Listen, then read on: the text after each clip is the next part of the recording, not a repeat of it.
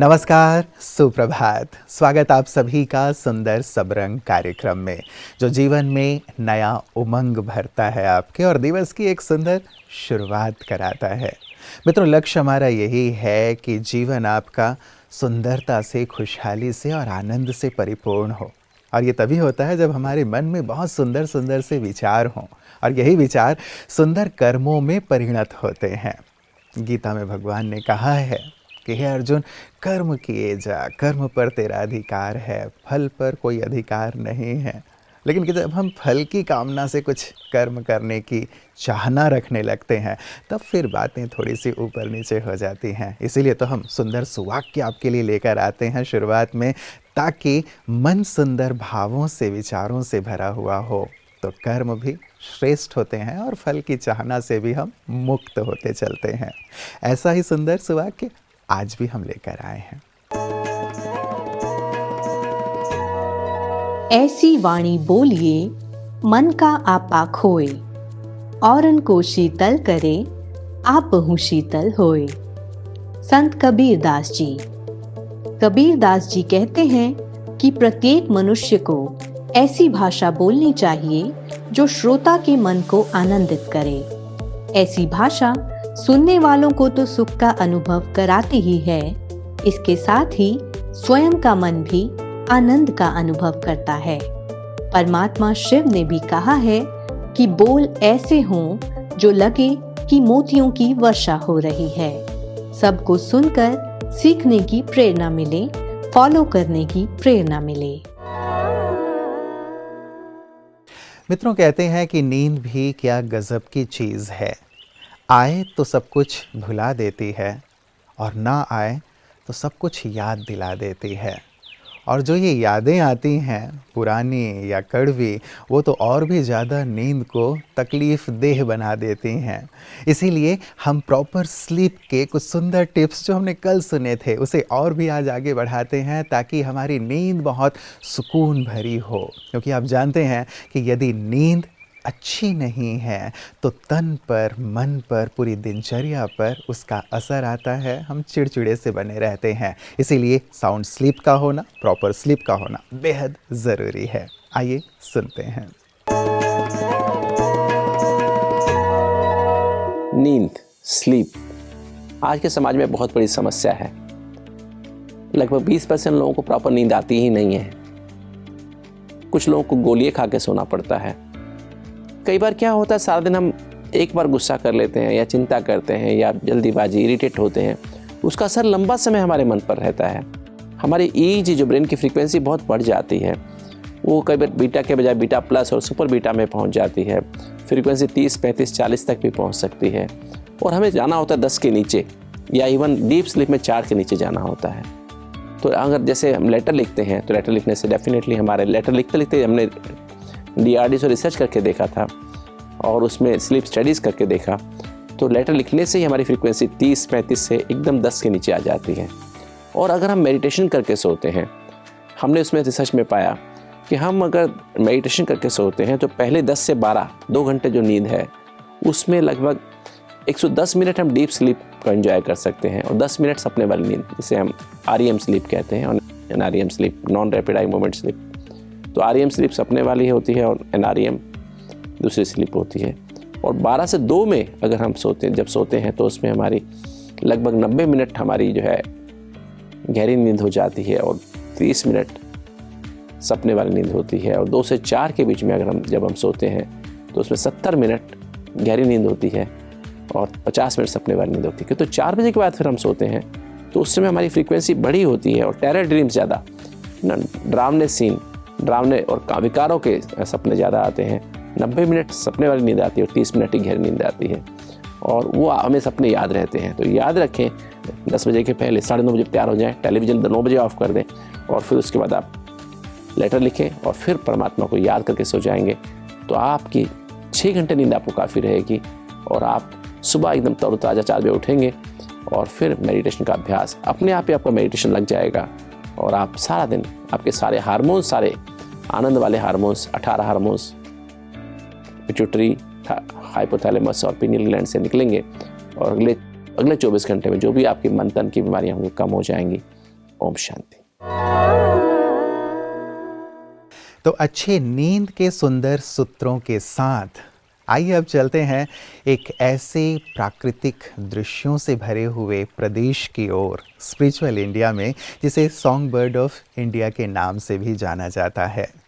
ये पहाड़ों की भूमि है और 7 सिस्टर्स में से एक सबसे ज़्यादा खूबसूरती अपने आप में समेटे हुए प्रदेश है। जी हाँ, मैं मिजोरम की बात कर रहा हूँ। आइए चलते हैं मिजोरम।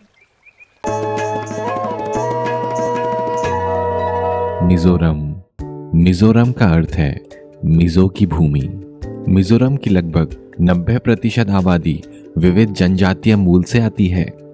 मिजोरम को नीले पहाड़ों की भूमि भी कहा जाता है। मिजोरम भारत का दूसरा सबसे साक्षर राज्य है।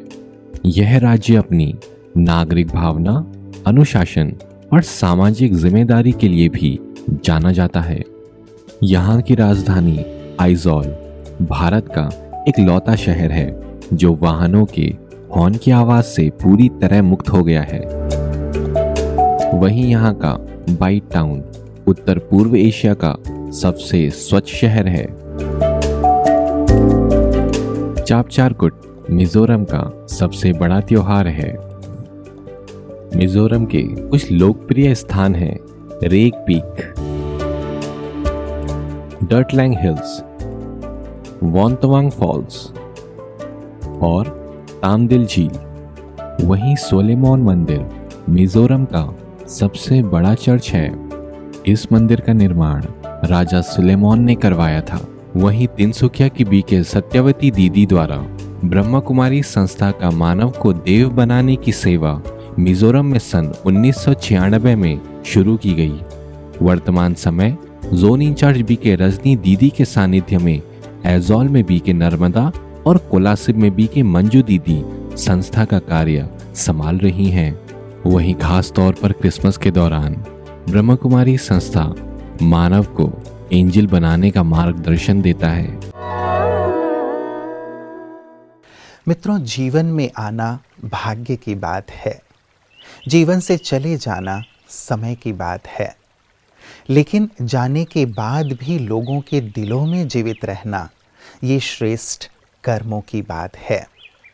आज की महकती यादों में हम एक ऐसी ही महान विभूति को याद कर रहे हैं जो ब्रह्मा कुमारीज़ के आधार मूर्त थे, जिन्होंने ब्रह्मा कुमारीज़ विश्वविद्यालय को एक नई बुलंदी प्रदान की, इनकी सेवाओं को दिग दिगंत तक फैलाया, साथ ही अपने श्रेष्ठ आध्यात्मिक जीवन के माध्यम से लाखों करोड़ों लोगों के लिए प्रेरणा के स्रोत बने।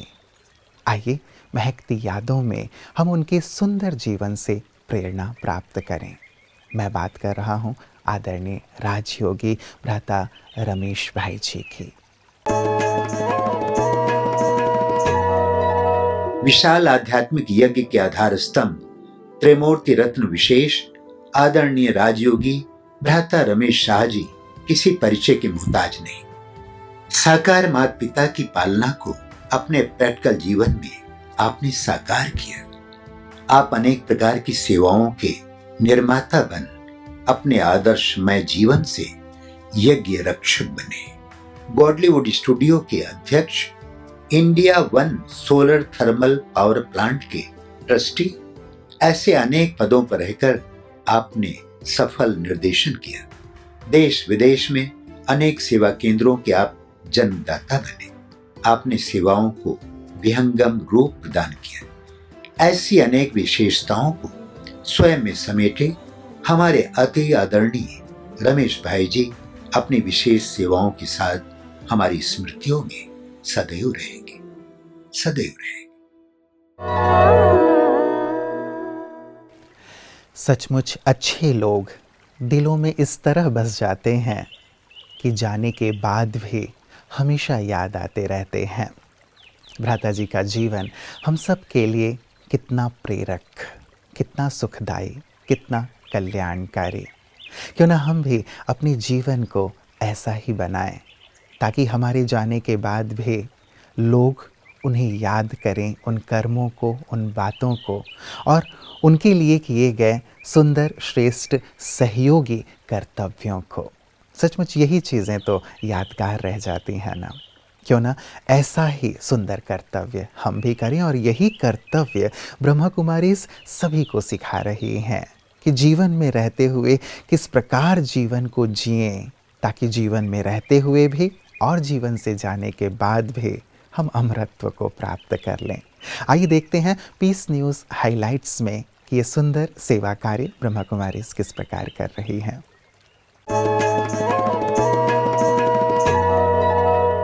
ब्रह्मा कुमारी संस्था के मुख्य परिसर में आज बड़े ही धूमधाम से 73वां गणतंत्र दिवस मनाया गया।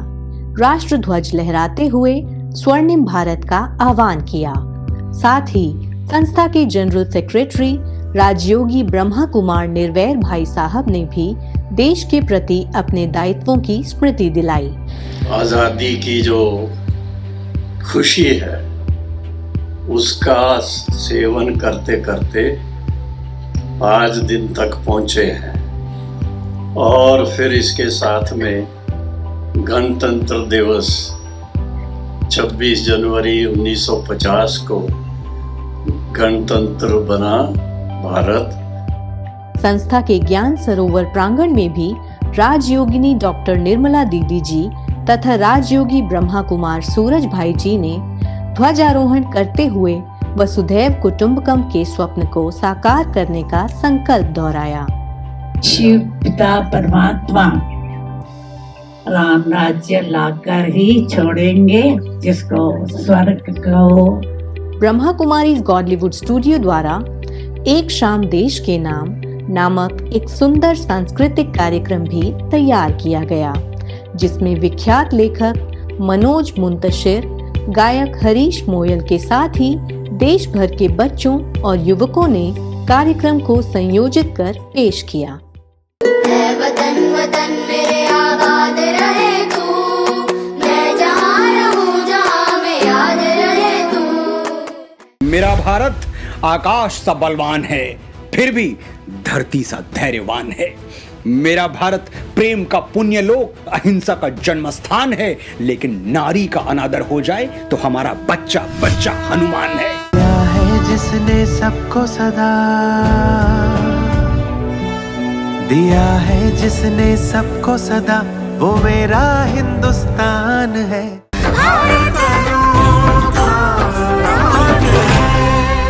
भारत के इस एक तारे पे गूंजे है। सदियों से भारत भूमि दुनिया की शान है, भारत माँ की रक्षा में जीवन कुर्बान है।